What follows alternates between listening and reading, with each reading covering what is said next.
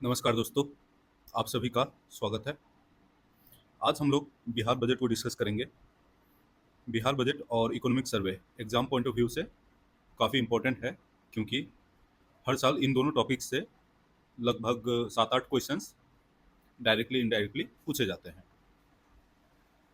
Budget को discuss करने से पहले ये ज़रूरी है कि हमें ये पता हो कि एग्ज़ाम में किस तरह के क्वेश्चंस पूछे जाते हैं। आइए कुछ क्वेश्चंस को देखते हैं।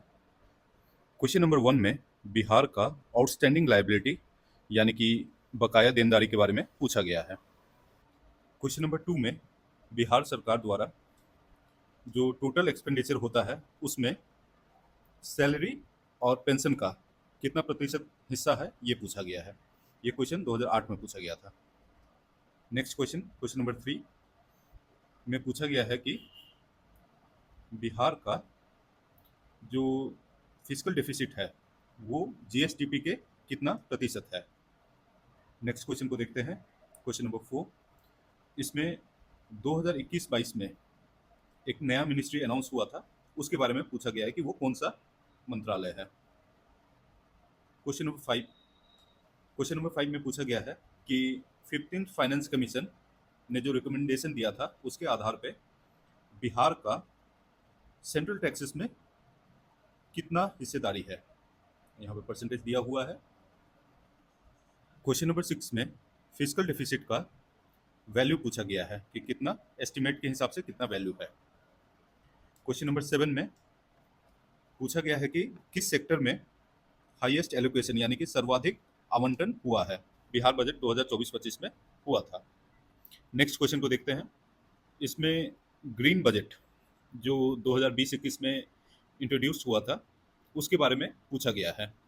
ध्यान दीजिएगा कि ये क्वेश्चन 2024 में पूछा गया है, इसलिए हमें करंट के साथ साथ जो कुछ पुराने इंपॉर्टेंट फैक्ट्स हैं उनको भी याद रखना चाहिए। अब आइए देखते हैं इस साल के बजट के कुछ इंपॉर्टेंट फैक्ट्स को। इस साल बजट को प्रेजेंट किया था हमारे डिप्टी सीएम और finance minister Shri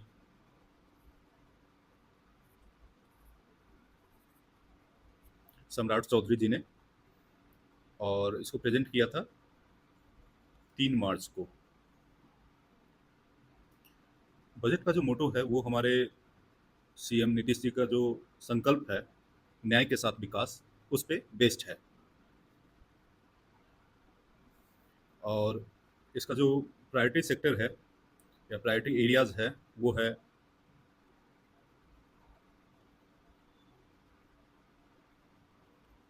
women empowerment and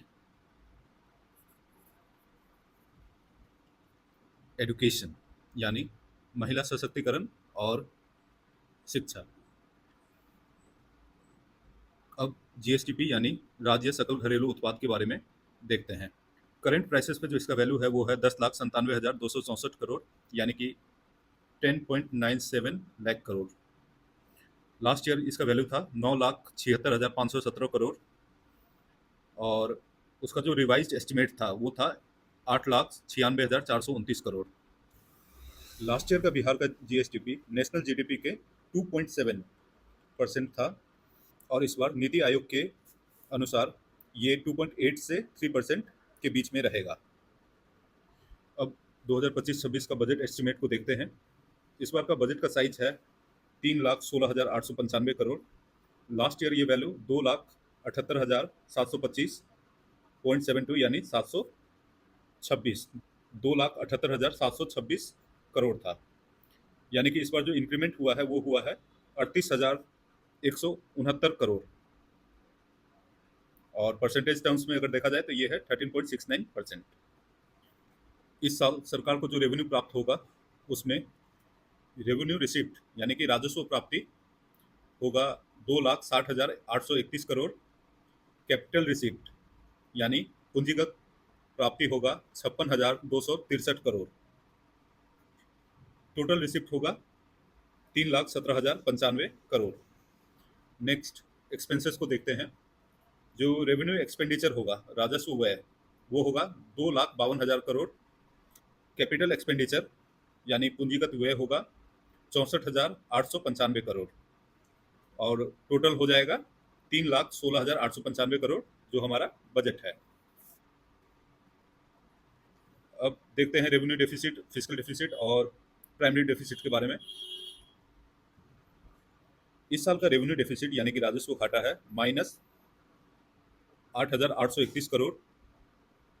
लेकिन आप ध्यान दीजिएगा ये माइनस में है, इसलिए इस साल हमारा जो रेवेन्यू डेफिसिट है वो रेवेन्यू डेफिसिट ना होके रेवेन्यू सरप्लस है। और परसेंटेज टर्म्स में अगर देखा जाए तो ये हमारे जीएसटीपी का 0.8% है।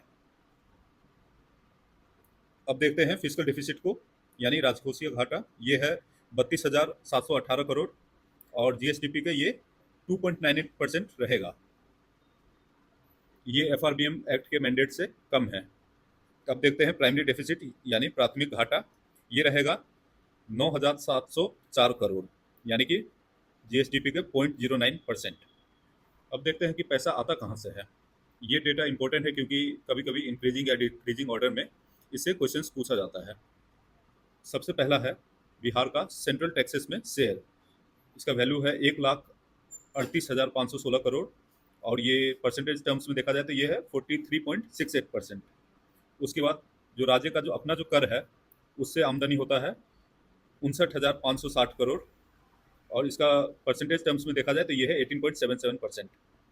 उसके बाद पब्लिक लोन से 55,738 करोड़ मिलता है और परसेंटेज टर्म्स में 17.58%। उसके बाद केंद्र सरकार से जो अनुदान प्राप्त होता है उससे 54,575 करोड़ मिलते हैं यानी कि 17.21%। उसके बाद जो राज्य का जो नॉन टैक्स रेवेन्यू है उससे 8,821 करोड़ यानी 2.59% मिलता है और जो लोन सरकार देती है उससे बिहार सरकार को 1,080 करोड़ मिलेगा यानी कि 0.17%। पैसा जाता कहाँ है?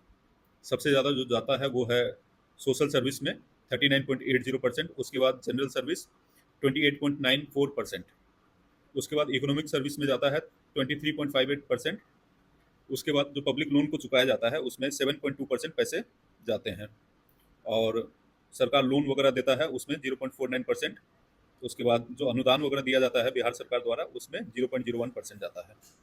अब सेक्टर वाइज एलोकेशन को देखते हैं। इस बार भी हाईएस्ट जो एलोकेशन है वो एजुकेशन सेक्टर में ही है 60,965 करोड़, फिर हेल्थ सेक्टर में 20,336 करोड़, उसके बाद ग्रामीण कार्य और रोड कंस्ट्रक्शन में 17,908 करोड़, फिर जो इम्पोर्टेंट है वो है एनर्जी सेक्टर, इसमें 13,484 करोड़ एलोकेट हुए हैं। अब देखते हैं जो इस साल के बजट में मेजर अनाउंसमेंट जो हुए थे उनको। जैसा कि आप लोग जानते हैं इस बार बजट में महिला सशक्तिकरण और शिक्षा पर विशेष ध्यान दिया गया है, इसलिए महिलाओं के लिए पटना में महिला हाट बनेगा और सभी पंचायतों में कन्या विवाह मंडप बनेगा, सभी जिलों में पिंक टॉयलेट्स बनाए जाएंगे और जो मेजर अर्बन एरियाज हैं जो मुख्य शहरी क्षेत्र हैं उनमें पिंक बसेस चलाए जाएंगे और इसका जो खासियत है वो ये है कि इसमें ड्राइवर कंडक्टर सभी महिलाएं ही होंगे।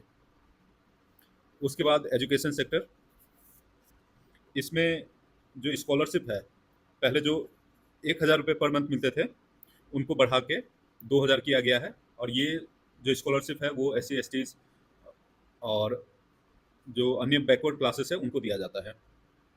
और बिहार में जो सरकारी स्कूल्स हैं उनके असिस्टेंस के लिए इस बार 13,421 करोड़ दिया गया है और यूनिवर्सिटीज़ को और बेहतर बनाने के लिए 5,584 करोड़ दिए गए हैं। इंफ्रास्ट्रक्चर को और बूस्ट करने के लिए इस बार पूर्णिया एयरपोर्ट 3 महीने में चालू होगा ऐसा कहा गया था, हालांकि ये अभी कार्य प्रगति पर है।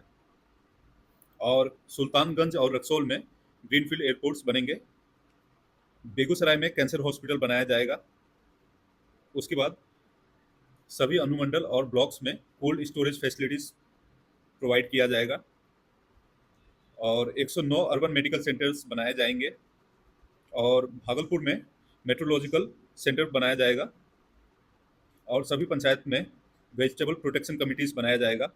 उसके बाद 2 सेंटर ऑफ एक्सेलेंस बनाया जाएगा, एक पोषक अनाज के लिए गया में और दूसरा पान के लिए बिदुपुर में, वैशाली में। आइए अब देख लेते हैं कि बिहार का जो बजट है वो दूसरे राज्यों के कंपैरिजन में कैसा है। हम एजुकेशन सेक्टर पे 21.7% इन्वेस्ट कर रहे हैं, जो नेशनल एवरेज 15% से काफ़ी ज़्यादा है। हेल्थ पे भी हम 6.6% इन्वेस्ट कर रहे हैं, ये भी सभी राज्यों का जो एवरेज है 6.2% उससे बेहतर है। इसी प्रकार रूरल डेवलपमेंट पे भी हम 10.3% इन्वेस्ट कर रहे हैं, और जो एवरेज है 5.1% उससे ये भी ज़्यादा है। तो इन 3 सेक्टर में तो हम बेहतर परफॉर्म कर रहे हैं, लेकिन हमें बाकी सेक्टर्स पे भी ध्यान देने की ज़रूरत है, क्योंकि वहाँ हम लैग कर रहे हैं। बिहार का बजट तो हो गया, जल्दी ही हम बिहार के इकोनॉमिक सर्वे पे भी वीडियो ला रहे हैं। दोनों ही एग्जाम पॉइंट ऑफ व्यू से बहुत इंपॉर्टेंट है, इसलिए stay connected, let's crack it. Thank you.